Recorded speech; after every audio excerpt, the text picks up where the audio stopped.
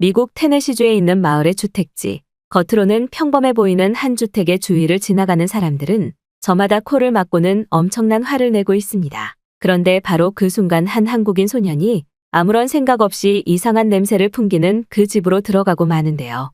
소년이 집의 문을 연 순간 그곳에는 온갖 쓰레기들에 둘러싸인 한 중년 미국인 여성이 거실 한복판 의자 위에서 무릎을 꿇은 채 눈물을 흘리고 있습니다. 과연 쓰레기 집에서 살게 된 미국인 여성과 한국인 소년에게는 무슨 일이 있었던 것일까요? 안녕하세요. 저는 지금 한국의 울산에서 살고 있는 40세 여성 앤선이라고 합니다. 사실상 40년의 인생을 미국에서 살아오던 저에게 이곳 한국에서의 삶은 지금까지의 살아오던 인생과는 비교되지 않을 정도로 너무나 멋진 날들을 보여주고 있는데요. 하지만 불과 2년 전만 하더라도 저는 아무런 삶에 대한 의욕도 그리고 의지마저 없던 마치 살아있는 것 같지 않은 좋지 못한 삶을 살아오던 중년의 여자였습니다. 지금으로서는 상상할 수 없는 저의 태도이고 행동이지만 그때 당시 저에게 발생한 하나의 사고는 제 삶을 송두리째 무너뜨렸기 때문이죠. 저는 미국에서 20대 후반의 나이에 어느 정도 결혼을 일찍 한 평범한 결혼가정 그리고 한 남편의 아내로서 살아가던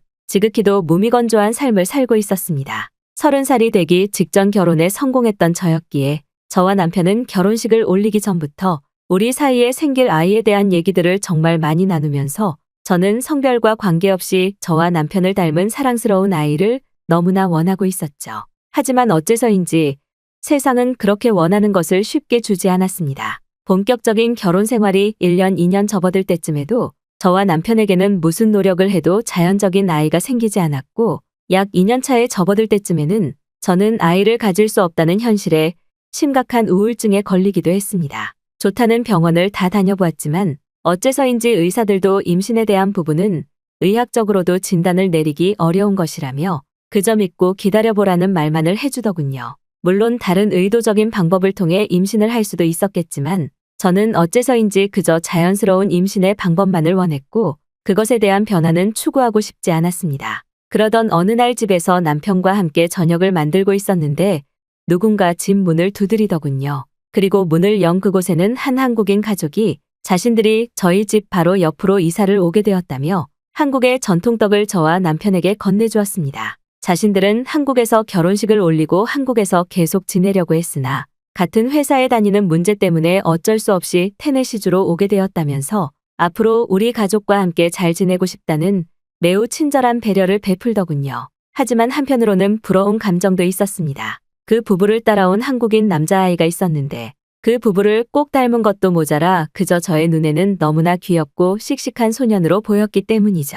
2년 동안 임신을 하지 못하고 있던 저로서는 사랑스럽게 잘 만나는 그 한국인 부부와 그 사이에 있던 사랑의 결실인 한국인 소년의 모습이 그저 행복하게만 보일 따름이었습니다. 그러면서 점점 저와 남편은 바로 옆집에 살고 있던 그 한국인 부부와 자연스럽게 시간을 보내는 날이 많아지게 되었고 가족 간의 사이가 친밀해질수록 저희 부부가 가지고 있는 최대 고민거리인 임신에 대한 문제에 대해서도 조심스럽게 조언을 구할 수 있었죠. 저희 부부와는 반대로 결혼을 하기도 전부터 곧바로 임신하게 되어 지금 6살이 다 되어가는 남자아이와 함께 가정을 꾸리게 되었다는 그 한국인 부부는 저와 남편에게 조급하게 생각하지는 말라는 조언과 함께 몸을 조금 건강하게 만들어 놓는 것이 좋을 것 같다면서 요가 강사인 자신과 함께 자주 시간을 보내보자는 너무나 고마운 제안을 해주었습니다. 민지라는 이름을 가지고 있던 한국인 아내분은 한국에서 꽤 오랜 시간 동안 요가 학원을 운영해 오던 사람이었는데 그날부터 그녀와 함께하는 요가 수업은 제가 제일 기다리면서도 너무 힘들어서 기다려지지 않는 행복한 시간 중 하나로 자리 잡게 되었죠. 그렇게 저와 남편은 종종 주말에 시간이 날 때면 민지 씨의 집에서 민지 씨의 6살 아들 그리고 민지 씨의 한국인 남편과 함께 자유로운 요가 수업을 받았고 어째서인지 하루하루 요가 수업을 진행해 나갈수록 울적한 마음도 해소되면서 몸도 아주 가벼워지는 변화를 겪게 되었습니다. 그렇게 약 6개월 정도가 지났을 때 정말 이러한 노력 때문인지 저와 남편은 꿈에 그리던 아이를 가질 수 있었죠. 처음 임신 사실을 알게 되었을 때 저희 부모님보다 빨리 이러한 행복한 사실을 알렸던 것이 민지 씨네 가족들이었을 만큼 저와 남편은 매번 피곤한 상황에서도 저희 부부를 위해 요가 수업에 힘써준 한국인 친구 민지 씨에게 너무나 감사한 마음을 가지고 있었습니다. 더군다나 그곳에 있던 민지 씨의 아들에게도 조금만 기다리면 친구가 생길 것 같다고 말해주었는데 아직도 그 한국인 소년이 기뻐서 방방 뛰던 모습이 눈에 선할 정도네요. 그렇게 저는 약 9개월 정도가 되었을 때 무사히 아이를 낳을 수 있었습니다. 또 아주 우연하게도 남자아이였는데 남편의 얼굴을 쏙 빼닮아서 너무나 귀엽더군요.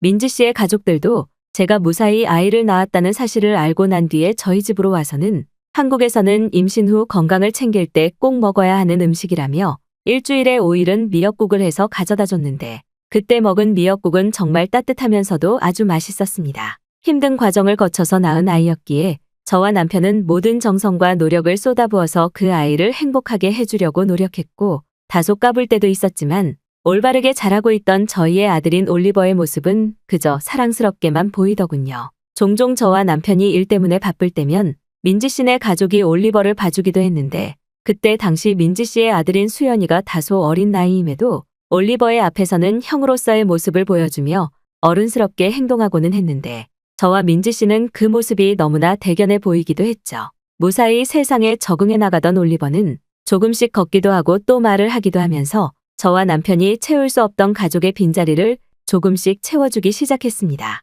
민지 씨의 요가 수업 덕분에 임신을 한 후에 건강을 찾는 부분에 대해서도 저는 매우 빠르게 회복하고 있었고 이제는 일주일에 6일은 매번 민지 씨와 함께 고정적으로 요가를 하는 저희 모습은 아이를 낳기 전보다 더욱 건강해져 있었습니다. 그렇게 약 3년의 세월이 자연스럽게 흘러가게 되었을 때 저는 회사에서 중요한 프로젝트를 진행하고 있었고 그날은 무려 3일이 넘는 시간 동안을 집으로 돌아가지 못하고 회사에서의 프로젝트를 처리하던 매우 바쁜 시간이었습니다. 다행히도 남편은 그런 저와는 반대로 집에서 컴퓨터를 이용해서 일을 하던 사람이었기에 올리버의 육아에 관해서는 걱정할 부분이 별로 없었으나 남편 혼자 육아를 한다는 사실에 너무나 미안한 마음을 가지고 있던 시기였죠. 그리고 무사히 프로젝트가 끝난 뒤 저는 미안한 마음의 아들인 올리버 그리고 남편과 함께 근처의 놀이공원으로 잠깐 여행을 가기 위해 차를 타고 나서는 기회를 가지게 되었습니다. 따스한 햇볕에 가족들과 함께 여행을 간다는 사실에 행복해하던 찰나 순간 갑자기 하늘이 까맣게 변하면서 쾅하는 소리가 들리더군요. 그리고 곧바로 저는 그 기억을 마지막으로 정신을 잃고 말았습니다. 다시 눈을 뜨고 정신을 차리게 되었을 때 저의 눈앞에서 저를 쳐다보고 있던 간호사분과 함께 전혀 처음 보는 경찰관 옷을 입은 사람이 서 있더군요. 간호사분은 저를 보고는 4일 동안 누워 있었다는 말과 함께 무언가 말하고 싶은 것이 있는 듯 굉장히 곤란한 표정을 보였습니다. 그리고 그 순간 저는 정말 상상하기도 싫었지만 어느 정도 짐작할 수 있었습니다. 하나의 큰 사고에서 저만 살아남았다는 사실을 말이죠. 알고 봤더니 놀이공원으로 향하던 그날 술에 취한 한 트럭 기사가 역주행을 저지르며 저희 가족의 차와 정면으로 부딪히게 되었고 다행히도 운전석만은 가까스로 비껴가 저는 살아남았지만 저의 남편과 사랑스러운 아들은 세상을 떠나고 말았던 것입니다. 저 또한 목숨만 살아있었을 뿐 몸의 곳곳에서 부상을 당했기에 오랜 시간 재활치료가 필요한 상황이었지만 그것보다 더욱 힘든 사실은 가족 중 저만 살아남았다는 사실이죠. 미칠 듯한 무력감과 분노에 하루라도 편하게 병원에 누워 있었던 날이 없었고 저는 매일 밤 간호사를 부르며 당장 남편과 아들을 살려내라는 말과 함께 그 트럭 기사를 저희 눈앞에 당장 데려오라며 미친 사람처럼 행동하기 시작했습니다. 그리고 매일 낮저를 찾아오던 경찰관분은 저에게 트럭 회사에서 나오는 보상에 대한 얘기와 사고 상황에 대해 설명해 주시려고 했지만 저는 어떻게 되든 아무 상관없으니 제발 찾아오지 말라고 요청했고 그렇게 그 사건은 그저 조용히 마무리되어 갔습니다. 미친 사람처럼 병원에서 6개월 정도 지내고 다시 세상 밖으로 나왔을 때 저는 집이 어디였는지 왜 가족들은 없는 것인지 말도 안 되는 슬픔과 좌절감에 그저 길바닥에 주저앉아 오열하고 말았습니다. 그 뒤 다시 집으로 돌아온 저는 무려 8개월이 넘는 시간 동안 멈춰있던 집에 길거리에 쓰레기를 주워다가 마구잡이로 채우기 시작했습니다. 지금에서야 그것이 비정상적인 장애 증상 중 하나라는 것을 알고 있지만 그때 당시에 저는 마음 한구석이 계속해서 허망한 기분과 심각한 우울증에 길거리에 버려져 있는 큰 소파나 쓰레기들을 보이는 대로 주워서 집에다가 채우기 시작했죠. 그렇게 점점 시간이 지날수록 저는 아무런 일도 하지 않고 그저 24시간 동안 집 근처의 쓰레기들, 심지어는 멀리 있는 도시까지 걸어가 쓰레기를 가져온 뒤 집안 곳곳에 채워넣었고 그렇게 약 수년의 시간이 흐르게 되었을 때 저와 남편 그리고 아들이 살았던 집은 사실상 쓰레기 집으로 변해버리고 말았습니다. 집을 쓰레기로 채워나갈수록 남편과 아들이 없다는 슬픔이 어느 정도 채워지는 것 같았기에 저는 그 행동을 멈출 수가 없었죠. 하지만 집안 전체가 쓰레기로 채워져 나가자 저의 집 주위에 살고 있던 마을 주민들은 집에 찾아와 저한테 미친 사람이라는 말과 함께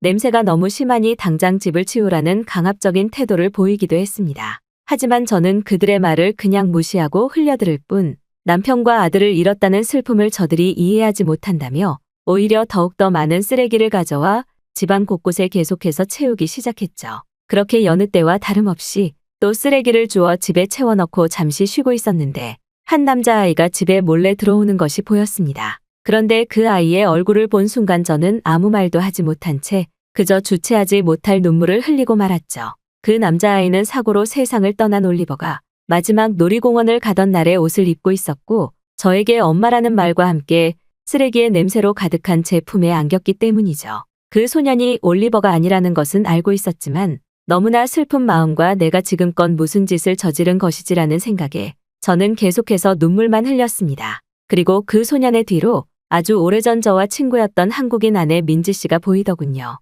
민지 씨는 저에게 아무 말도 하지 않고 그저 저를 따뜻하게 안아주었고 우리 가족이 사고를 당한 날 가족들의 유품을 자신이 대신 보관하고 있었다면서 병원에서 나온 저를 즉시 찾아와 도움을 주려 했지만 어쩔 수 없이 한국에 가야 될 일이 생겨서 이제서야 도착하게 되어 너무나 미안하다는 말을 이어나갔습니다. 저를 그나마 위로해주고 싶은 마음에 올리버의 옷을 자기 아들에게 입히고 저를 찾아온 것이라고 말을 이어나가던 민지 씨는 이제 쓰레기를 그만 줍고 자신과 함께 어떤 치료든 함께 해보자면서 아주 오래전 저를 도와주었던 것처럼 또 다시 저를 도와주기 시작했습니다. 갑작스럽게 나타난 민지 씨와 그의 아들 수연이의 따뜻함은 저에게 남편과 아들이 없다는 상실감을 쓰레기가 아닌 사랑으로 채워주기 시작했고 저 또한 그러한 그들의 노력에 맞춰서 조금씩 변화하기 위해 마음을 다잡기 위한 의지를 보이기 시작했습니다. 민지 씨는 일단 집에 쓰레기를 함께 치우자면서 자신과 친하게 지내던 한인타운의 모든 친구들 그리고 자신의 남편까지 불러와 저와 함께 집에 쓰레기를 치우기 시작했고 저 또한 처음에는 그러한 쓰레기들을 버리는 것에 남편과 아들에 대한 추억이 사라지는 것만 같아서 반대하기도 했지만 이내 그것이 잘못된 선택이라는 것을 깨닫고 굳은 마음으로 하나하나 쓰레기를 버려가기 시작했습니다. 그리고 놀랍게도 쓰레기를 청소해 나갈수록 지금껏 저의 시야에는 보이지 않던 남편과 아들의 추억이 담긴 진짜 물건들이 하나씩 보이기 시작하더군요. 지금껏 내가 왜 쓰레기를 주워왔을까 좌절감을 느낄 때마다 민지 씨는 저에게 다가와 이제부터라도 노력을 하고 마음을 다잡으면 하늘에 있는 남편과 아들도 분명히 기뻐할 것이라면서 저에게 계속해서 용기를 심어주었습니다. 그리고 무려 한 달여에 걸쳐 모든 쓰레기를 정식적으로 버리고 처리하게 되었을 때 깨끗해진 집에 걸려있는 가족 사진을 보니 또 알 수 없는 눈물이 미칠 듯이 흐르더군요. 그러한 저희 모습을 보던 민지 씨는 자신이 알고 있는 상담소로 저를 데려갔고 일주일에 2번씩은 저와 함께 그 상담소로 가서 3시간이 넘게 걸리는 저희 상담 시간을 아무런 말 없이 묵묵히 기다려 주었습니다. 민지 씨의 아들인 수연이를 볼 때는 제가 어느 정도 밝은 모습을 찾게 된다는 것을 알게 된 민지 씨는 저를 수연이와 자주 만나게 해주며 제가 엄마로서의 마음가짐을 잃지 않게 저보다 더 많은 노력을 해주었죠. 그렇게 또 3년이 넘는 시간이 흘렀을 때 저는 정서적으로 많은 안정을 찾게 되었고 이제는 가족이 살아 돌아올 수 없다는 슬픔을 완전히 받아들이고 조금씩 세상 밖으로 나가려고 노력하고 있었습니다. 그 사이 민지 씨의 아들인 수연이도 너무나 많이 성장해서 저에게 많은 위로를 해주었는데 저는 그러한 수연이의 모습에 올리버가 떠오르는 것만 같아서 참 가슴이 아프더군요. 그리고 어느 날 민지 씨는 자신의 가족과 함께 한국으로 가서 살지 않겠냐는 제안을 해주었습니다. 같은 집에서 살기는 무리겠지만 그곳에서 자신과 함께 요가 학원을 운영하면서 살아가는 것은 어떻겠냐는 말과 함께 계속 여기서 추억 회상을 하는 것보다는 마음 다잡기가 쉬울 것이라며 저를 강하게 설득했죠.